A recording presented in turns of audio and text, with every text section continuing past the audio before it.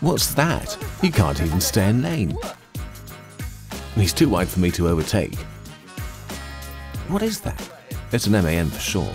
The number plate is pretty obvious. It's quick too. And I'm a fan of fat tyres, I really am. But he takes the biscuit. What is it? Rheinmetall MAN. Can't read it. Hold on a second. It certainly looks promising. Rheinmetall MAN High Altitude Truck Expedition. Sounds interesting. Looks pretty cool in the rearview mirror too. He's getting close to me. I'm going to talk to him.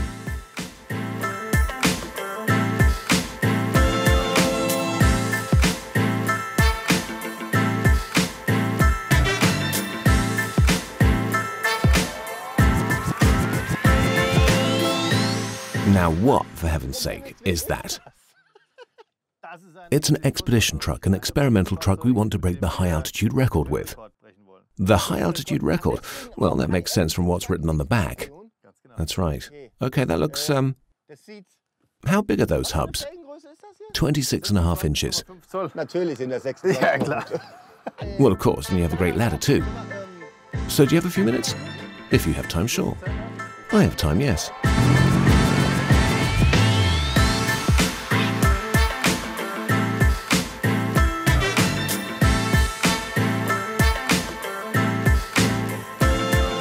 It's even bigger when you stand next to it. Jean Pierre. Matthias, hi Matthias. Difficult to overtake, it's a huge thing. Yeah, I noticed. How wide is it? 2 meters 99. So about 3. That's right. 3 meters, amazing. And the word expedition, what does that mean exactly? You want to... Well, with these vehicles, and we have 2 of them, we want to beat the altitude record for trucks. But actually for any kind of vehicle. So not just for trucks, any kind of wheeled transport. That's right, we want to beat the altitude record for cars too. So how high are we talking? 6,675 meters. That's the current truck record, and that's what we want to beat. That's a lot. Yep, impressive. The thing is, oxygen levels are low up there. Exactly, so it's difficult for the engine to develop enough power. Well, 50% less than normal, with 50% of the normal levels of oxygen, approximately. For everyone involved. That's right, us included. But we're going without oxygen, just like the vehicles. We're not pimping them up or using any special oxygen equipment either. What's key is acclimatization, and then up we go. So how long will acclimatization take? You'll arrive. Well, for 15 or 16 days, we'll stay at about 4,000 to 4,500 meters, and then up to 5,900, 6,000 and back, so that we produce as many red blood cells for oxygen transport as possible. And in terms of the technical challenge, what have you changed? The tires and hubs are considerable. The great thing is that these vehicles are already so powerful in their basic spec that we haven't had to change anything. Same engine, gearbox. Yes, we've put on bigger tires. That's important so that we don't sink into the volcanic ash and sand.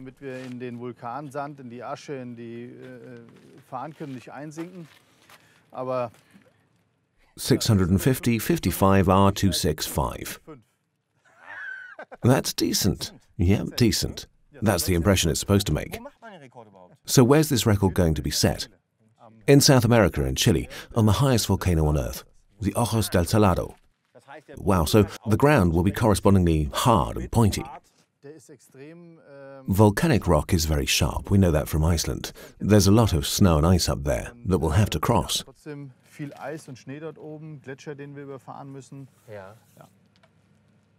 Now, Rheinmetall, I tested their Survivor. I saw that. This is also Rheinmetall. Yes, it's a corporation. Rheinmetall MAN joint venture. Which is how they make this military truck. I see a hawser here. There's a winched hawser. It's installed centrally, so that we can use it to pull ourselves from the back or from the front. And it uses the gearbox, so you can use all the power of the engine and transfer it to the hydraulic system. Basically, yes. And together with the auxiliary power unit, we can compensate according to speed and engine revs and winch force. And that's the water cooler. Yes, that's the major advantage. And why the vehicles can be used from plus 50 Celsius to minus 50 Celsius, thanks to this very good side cooler. Minus 50 degrees. Your cooler will freeze. No, because we have a backup inside. When the fan is on, you'd have a huge ice block around it. And how much fuel will you have? Per vehicle, 1,300 litres, and another 1,000 litres in reserve. And you thought, if we're going to do a volcano, then stylishly. At first sight, they do look like alloys, but it's actually a special chain system, which means you can attach individual chains as well as net chains. But net chains weigh over 65 kilos, and putting them on up there with limited physical strength is difficult. And with this system, you just lay the individual chains over the wheel. I'm really impressed, really. And when I overtook, I saw you have more wheels on the back. That's right, we have spares with us, and a crane allowing us to load and offload material. We'll see. How about food? Well, we'll have enough for everyone for 6 weeks. Then we have a break of a week with Christmas, and then we'll continue. But what happens if you run out of fuel? You say you won't have enough fuel. No, we will. So you'll have enough for the whole time. We've worked out that we can run the engines constantly from a certain point, above 4,500 meters, 5,300 meters, they'll be on all the time. That's about 2 weeks at a stretch when they have to run constantly. That's the main part. And we'll have enough fuel for that for sure. But of course, that's approximate, and we have lots of fuel with us. We'll be completely autonomous in terms of energy and communication. And we have lots of additional supplies with us.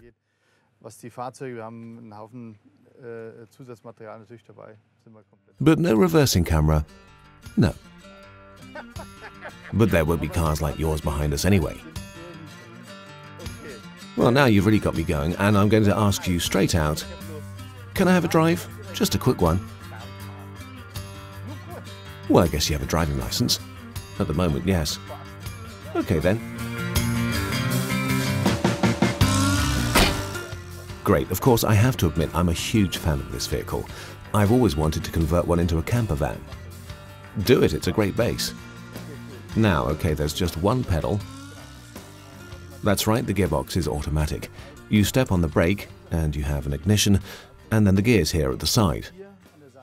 It's completely normal to drive. DX is for off-road. DM is for maneuvering. We won't need that. RM we don't need either, and R1 is reverse. Got it, so it's all pretty much production line standard. That's right, for this expedition we have barely changed anything. That's the special thing about it. The idea is to use production similar vehicles. Of course, we've fitted the big tyres. Sure, just like us. However you tune the car on the outside, the drive is the standard series production. Yes, and that's the way we want it. So here goes, okay?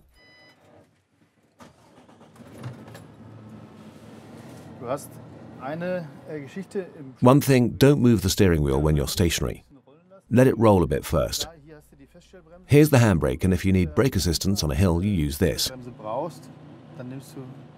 Does it have downhill braking assist? No. That's me. I'll go like this. Right, I'll put it into drive. And off with the brake. That's amazing. It really is quite tame to drive. The tyres are really comfortable. That's right, and they're pumped up to 4 bar. Go straight now. Can we get under that? Yes, and to the right a bit. And if you kick down, it changes on its own. And the windscreen is cool because it's so straight and so close to you. You have a great view.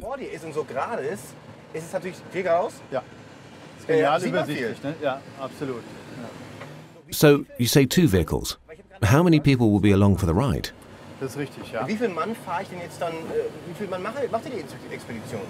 Well, the whole team currently consists of 12 people. We have a core team, as we usually do, including 2 veterans. So veterans in terms of having been on expeditions before. No veterans in the sense of soldiers who were badly injured during operations and who we're integrating into the expedition team. They want to show what they're capable of despite the severity of their injuries. Right, that's great. They want to show that if I can do it, so can other people. That's an important message that we, or in reality they, are sending. For people who aren't able to walk as well, or have it even harder.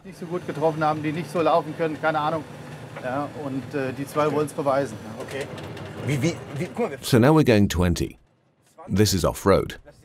In a normal car, this would be rough. Yes, and imagine we were to release some of the air, and then you can drive over rough ground or sand at 40 or 50 or 60 and not notice it. You still need people? No, the team's full. But that doesn't matter, I can still come.